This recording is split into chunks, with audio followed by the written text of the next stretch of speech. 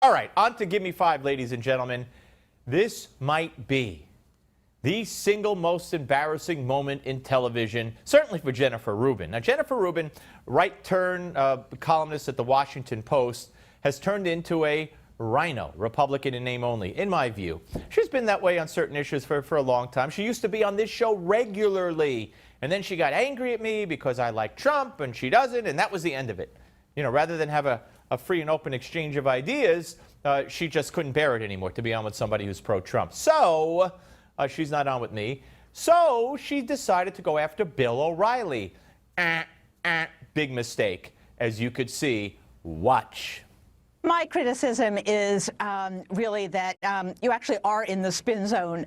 It's presented as a news program or a pseudo-news program, and instead it's a lot of parroting what Trump is saying to you. Give me one example of how I've parroted Donald Trump.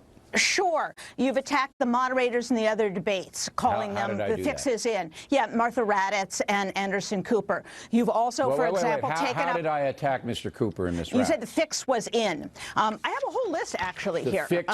Perhaps I can go through them all. You see, that was her big mistake. She had a list, apparently, but as you'll see, the list wasn't very helpful. Oh, but there's so much more before we even get to the big embarrassing moment. Watch.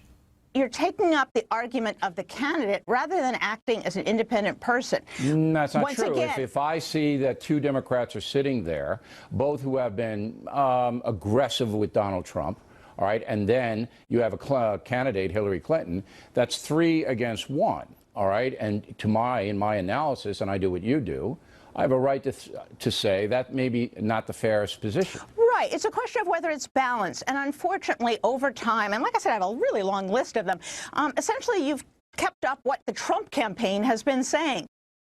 She keeps bringing up that list. She loves her list. She held up her list. She loves that. She has a long list of indicting remarks from Bill O'Reilly. She has that list. Remember that as you watch this. You've made excuses for the lock her up comment. You've pleaded with Ted Cruz, and he's really an honest man. When did I make excuses for lock her up? What did I exactly say? Let's see. That would have been on, let's see if I have the date exactly. It would have been on, lock her up would have been on in April and also in August. In August, in October, if you remember, Charles Krauthammer came on and had a very vigorous argument. Wait a minute, what did I say about in April and August? What exactly did I say? Right. Well, we can go through all of them. No, I want that one. Oh my. You getting the picture here? It would take her 30 seconds to look at the list with her head down on TV, and then she comes back and she's got no quote. No quote. People do that to me all the time. You said, and I never said anything like that. And you got to ask them, well, tell me exactly what I said. And they don't know.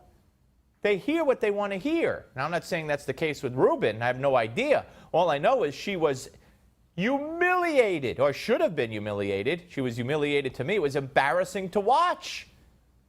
Horrifically embarrassing to watch. So watch. In August, let's see, we had comments that you were going to, if somebody is being really dishonest, referring to the press corps, you would strip them of their credentials as well. Doesn't sound like an independent thing. That doesn't have anything to do with lock them up. You are ill-prepared for this interview, Ms. Rubin. No, I'm not. I have a whole list here. Ms. Rubin, I have just given you a minute where you've hemmed and hawed. You said you said I justified a comment, lock her up. You can't point to it, and then you pivot to something else. Yes, you are ill-prepared for this. Wow. Wow. I mean, let me tell you something. He was going easy on her compared for what she was doing. Here's more. October 10th, you defend Trump's promise to put Hillary in jail.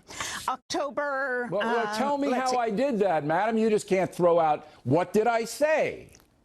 You said that it was a perfectly defensible position. You can go to your own clips. No, I didn't. That's not true. I didn't say it was a perfectly defensible... You had an argument with Charles Krauthammer. Do you have my comments there? Read them.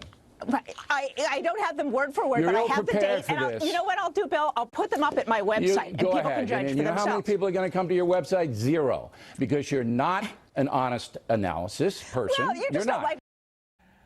Wow. She had no quotes, none, zero. She made accusations without anything to back it up. And then she plays the racist card. There And was you the time can't- that Charles Krauthammer came on the show, and he had Krauthammer to and I really debate things all castigate the you time. for saying you were using weaselly words, he said, to defend Trump's violence. You know what the difference is You have gone down between the birther Krauthammer and I? channel. You've gone down We're and called both for honest Judge people. Curiel to be And withdrawn from that the lets you case. out. That's All right. racism. Yeah, I know. I'm a racist. You're right, Ms. Rubin. No, the you know, comment you're a was champ. racist, and you indulged Trump. You're a real star, a real champ. Thanks for coming on. We appreciate it. I have nothing else to say, except remember, keep it here on Newsmax TV as J.D. Hayworth is coming up at the top of the hour with Newsmax Prime. You can always stay connected at Newsmax TV and Newsmax.com.